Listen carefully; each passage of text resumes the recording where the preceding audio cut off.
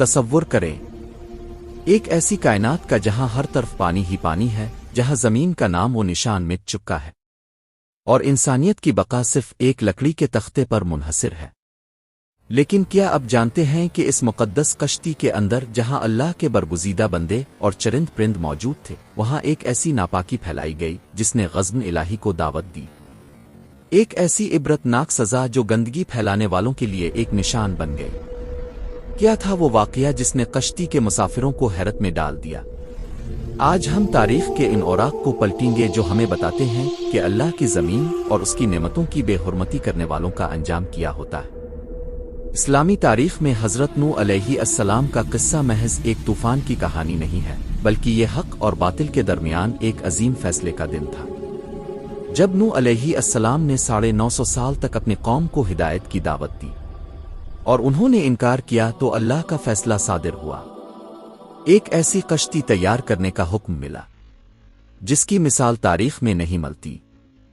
इस कश्ती में न सिर्फ अहल ईमान सवार थे, बल्कि रोए ज़मीन के तमाम जानदारों का एक एक जोड़ा भी मौजूद था। ये एक छोटी सी कायनात थी जो पानी के लाहे पर तीर रही थी। लेकिन इस सफ़र के दौरान कुछ ऐसे वाक़यात पेश आए जो इंसानी फितरत, आज़माइश और इलाही इंसाफ की अक्कासी करते हैं।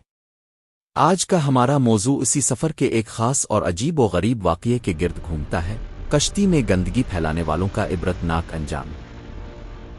वादियों में तज़हीक की आवाज़ें गूंज रही थीं। लोग हंसते थे कि नूह अलैहिस्सलाम खुश्की पर कश्ती बना रहे हैं, लेकिन वहाँ इलाही अटल थी। कश्ती मुकम्मल हुई और फिर आसमान के दहाने खौल गए। ज़मीन ने अपना सीना चाक कर दिया और पानी उबलने लगा। कश्ती में हर तरह के जानवर मौजूद थे, हाथी से लेकर चींटी तक सब एक ही छत तले थे। ये अल्लाह की कुदरत का करिश्मा था कि शिकारी और शिकार दरिंदे और चरिंदे सब एक दूसरे के साथ पुरअमन तरीके से रह रहे थे। लेकिन जहां इतनी बड़ी तादाद में जानदार मौजूद हों, वहां फुजलात और गंदगी का जमा होना एक फितरी अमल था। रवायात बताती हैं कि कश्ती की निचली मंजिलों में जानवरों के फुजलात की वजह से बदबू और गंदगी बढ़ने लगी, जिससे मुसाफिरों को तकलीफ होने लगी। हज़रत नूह अलैहिस्सलाम ने अल्लाह के हुक्म से हाथी की पुश्त पर हाथ फेरा तो अल्लाह ने इससे खिंजीर पैदा किया, जिसने कश्ती की गंदगी को साफ करना शुरू कर दिया। ये एक मौजिज़ा था ताकि अल्लाह के बंदे सुकून से रह सकें। लेकिन इंसानी फितरत में छुपा शर कभी कभी मौजिज़ात को देखकर भी बेदार रहता है। कुछ तारीखी और तफसीरी रवायात में जिक्र मिलता है कि जब कश्ती में मौजूद नाफरमानों और कमज़ोर ईमान वालों ने देखा कि गंदगी साफ करने का इंतज़ाम मौजूद है, तो उन्होंने इस सहूलत का नाजायज़ फ़ायदा उठाना शुरू किया। उन्होंने जानबूझकर कश्ती के उन हिस्सों को भी नापाक करना शुरू कर दिया जो नमाज और जिक्र इलाही के लिए मखसूस थे। ये महज गंदगी नहीं थी, बल्कि अल्लाह के नबी की बनाई हुई मुक़द्दस पनागाह की तौहीन थी। उन्होंने अल्लाह की दी हुई सफाई की नेमत को अपनी सरकशी का जरिया बना लिया। रात का सन्नाटा था, लहरें कश्ती से टकरा रही थीं। वो लोग जो गंदगी फैलाते थे वो इसे एक खेल समझने लगे। उनका ख्याल था कि वो इस अजीम कश्ती के अंदर महफूज हैं और अल्लाह उन्हें नहीं देख रहा। लेकिन अल्लाह तबारक व ताला गयूर है। इसने अपने नबी की कश्ती की पाकीज़गी बरकरार रखने के लिए एक और मौजिज़ा ज़ाहिर फरमाया। रवायात के मुताबिक अल्लाह ताला ने एक ऐसा जानवर, चूहा, पैदा किया जिसने इन लोगों की लाई हुई गंदगी और लकड़ियों को कुतरना शुरू कर दिया। लेकिन असल इबरत अभी बाकी थी।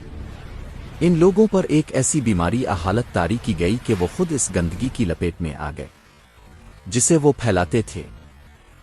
जब गंदगी फैलाने वाले खुद इस बीमारी का शिकार हुए जो इसी नापाकी से पैदा हुई थी, तो उन्हें अपनी गलती का एहसास हुआ। वो चीखने लगे, तौबा करने लगे, लेकिन इलाही कानून हरकत में आ चुका था। अल्लाह ने हज़रत नूह अलैहिस्सलाम को हुक्म दिया कि वो शेर की पेशानी पर हाथ फेरें। जैसे ही इब्ने ऐसा किया, शेर को छींक आई और उसके नथनों से बलि का जोड़ा बरामद हुआ। उन बिल्लियों ने इन मूजी जानवरों का सफाया किया जिन्होंने नापाकी की वजह से कश्ती को नुकसान पहुंचाना शुरू किया था। ये मंजर देखकर वो लोग दंग रह गए जो अपनी ताकत और शरारत पर नाज़ा थे। उन्हें समझ आ गया कि जिस पाक परवरदिगार ने उन्हें तूफान से बचाया है, वो उनकी छोटी सी छोटी हरकत से भी वाकिफ है। तूफान थमने लगा था। आसमान ने बारिश रोक दी और जमीन ने अपना पानी निगल लिया। कश्ती जोदी पहाड़ पर जा ठहरी। لیکن یہ سفر صرف پانی سے بچنے کا نہیں تھا بلکہ نفس کی گندگی سے بچنے کا بھی تھا۔ وہ لوگ جنہوں نے کشتی میں ناپاکی پھیلائی تھی وہ اب جسمانی اور روحانی طور پر ٹوٹ چکے تھے۔ جب وہ کشتی سے نیچے اترے تو ان کے چہروں پر ذلت اور ندامت کے نشان تھے۔ تاریخ گواہ ہے کہ اللہ پاک ہے اور پاکیزگی کو پسند کرتا ہے۔ یہ واقعہ ہمیں بتاتا ہے کہ اللہ کی عبادت گاہ ہو یا اس کی بنائی ہوئی کوئی بھی پناہ گاہ، وہاں کی حرمت کو پامال کرنے والوں کو اللہ اسی دنیا میں نشان عبرت بنا دیتا ہے۔ کشتی نو میں پھیلی وہ گندگی اور پھر اس کی غیبی صفائی قیامت تک آنے والے انسانوں کے لیے ایک پیغام ہے کہ اللہ کی حدود کو پار کرنے والوں کے لیے زمین پر کوئی جگہ محفوظ نہیں، چاہے وہ نو کی کشتی ہی کیوں نہ ہو۔ عزیز دوستوں، حضرت نوح علیہ السلام کی کشتی کا یہ واقعہ ہمیں محض ایک قدیم داستان نہیں سناتا بلکہ یہ ہماری آج کی زندگی کے لیے ایک آئینے کی حیثیت رکھتا ہے۔ پاکیزگی نصف ایمان ہے۔ اللہ کی زمین پر گندگی پھیلانا چاہے وہ مادی ہو یا اخلاقی اللہ کی ناراضگی کا سبب بنتی ہے۔ نعمتوں کی قدر، کشتی ایک پناہ گاہ تھی، ایک نعمت تھی۔ جب انسان نعمت کی ناقدری کرتا ہے اور اسے معصیت کا اڈا بناتا ہے تو وہ نعمت اس کے لیے زحمت بن جاتی ہے۔ مکافات عمل، جو گندگی ان لوگوں نے دوسروں کے لیے پھیلائی بالآخر وہی ان کی اپنی تباہی اور بیماری کا سبب بنی۔ آج ہمیں اپنے گریبان میں جھانکنا چاہیے۔ کیا ہم اللہ کی زمین کو، اس کی فضاؤں کو اور اپنے معاشرے کو گندگی اور برائی سے پاک رکھ رہے ہیں؟ ہم بھی ان لوگوں کی طرح ہیں جو اللہ کی پناہ میں رہ کر بھی اس کی نافرمانی کرتے ہیں۔ یاد رکھیے، طوفان نو تو گزر گیا لیکن اعمال کا حساب لینے والا رب آج بھی وہی ہے۔ اگر آپ کو یہ دستاویزی فلم پسند آئی تو اسے دوسروں کے ساتھ شیئر کریں تاکہ ہم سب اپنی زندگیوں کو پاکیزگی اور ایمان کے نور سے منور کر سکیں۔ جزاک اللہ خیر۔